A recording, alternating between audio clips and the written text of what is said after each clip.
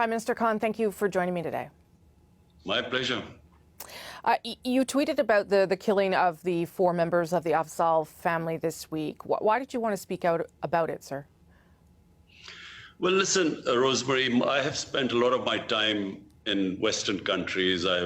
When I used to play professional cricket, I used to spend half my year in England. I went to university there. I got married there. I've got boys there. So I understand the Western culture. And I understand where the problems are. How come this Islamophobia is growing, and specifically after 9/11? There are 2 landmark dates from where Islamophobia has grown. One was Salman Rushdie's book in 1989, roughly. And secondly, it was after 9/11. And how did this division, the suspicion take place? After 9/11, the word Islamic terrorism, Islamic radicalism.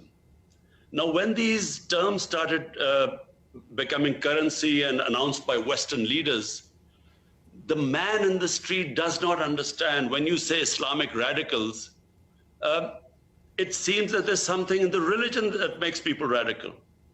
And the man in the street cannot distinguish between a moderate Muslim and a radical Muslim. Terrorism has no religion. In every human society, they're extremists. They are liberals, they're extremists, and bulk of the people are moderates. Well, I was just going to say, though, you've talked about this at the United Nations and many other places about a need for a holistic approach by the international community. What does that mean to you practically, Prime Minister? What do you need to see there? So I've been, every forum, I've been trying to say this because the 2, communities, Muslims living in Western world, they're the ones who suffer from Islamophobia. And then they suffer, we hear about incidents. A lot of incidents don't get reported, but we know about it. Our embassies tell us. So this gap needs to be closed. In this instance, it appears it was one person radicalized in some way on his own who did this. What is it that government should be doing, for instance, to shut down online hate toward Muslims?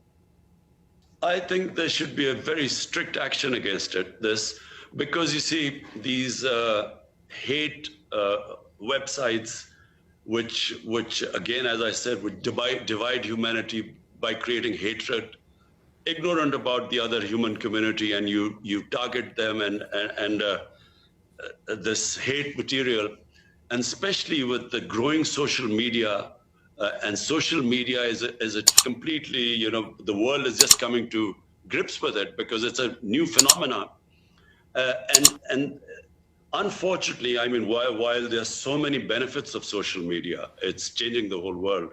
But this one particular bit, when there are these hate websites, which create hatred amongst human beings, there should be an international action against them. And what would that look like to you, Prime Minister? What would be the mechanism for doing that, if you will? Whenever the international community, and by that I mean the world community, the world leaders, whenever they decide upon taking action, this will be dealt with.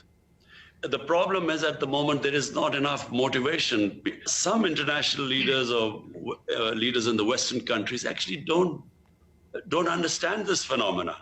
They too think that the Muslims are these weird people who have these weird customs, and they need to be put in place.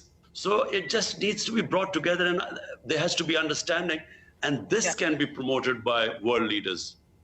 Do you plan to reach out to Justin Trudeau to have a conversation about this? Yes, I will.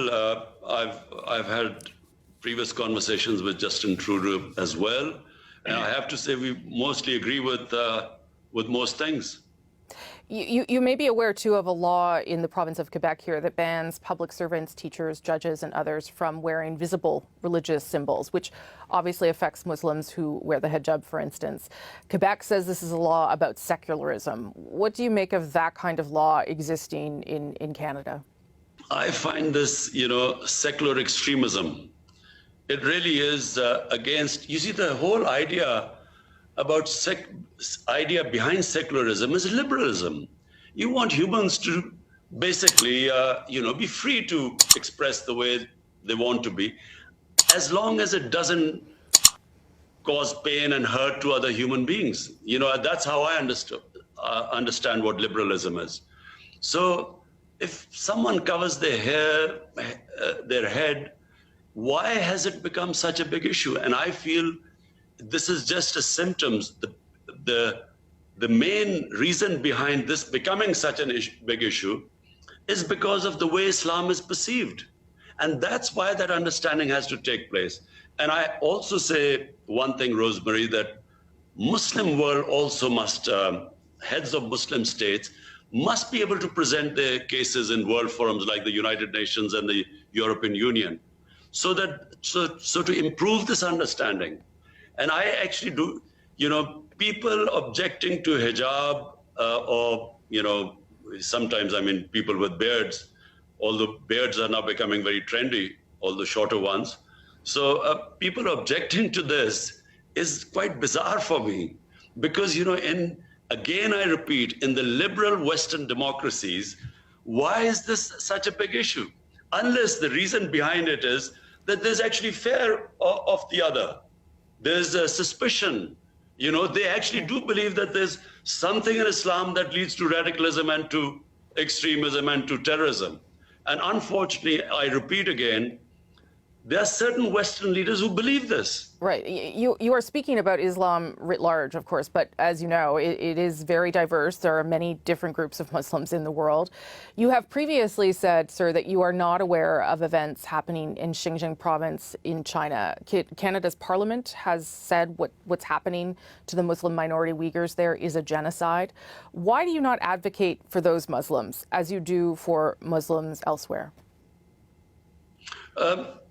Let me just be clear, Rosemary. Number one, Islamophobia does not affect us Muslims living in Muslim countries.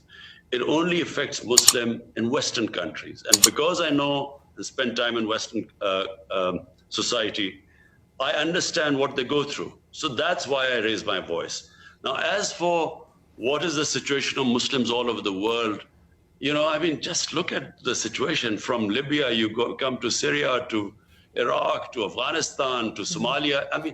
So there is a serious political problem in the Muslim world and suffering. Yeah, I understand that, Prime Minister, but you have deep economic ties with China, and it would appear that Muslims are being detained and abused in China. Does that not concern you? You see, our relationship with China is such that whatever issues we raise with China are always, behind closed doors. Because Chinese society is such, and we respect them. We have economic ties with China. China is our neighbor. They've been very good to us in our most difficult times. So we respect the fact that if we have concerns, we talk about behind closed doors. Just to end again on, Prime Minister, on what happened in Canada with the Afzal family. As you know, there's a 9-year-old boy that did survive the attack. He's in hospital. That family has many friends in the community. What would you say to their remaining family and friends after this event?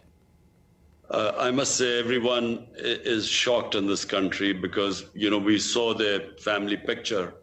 And so, a family being targeted like that has had a deep impact in Pakistan. We have our embassy in Canada is in touch with the other family members. We are trying to work out what we can do for them. And we will come up with some sort of a solution, a foreign office, we're all in touch and we're working out. But at the moment, we're still in a state of shock because it is, when that happens, you immediately start thinking about your own family. Yeah. And you sort of worry about everyone gone and just one boy left. We'll work out. Prime Minister, thank you so much for your time today. I do appreciate it, sir. Thank you.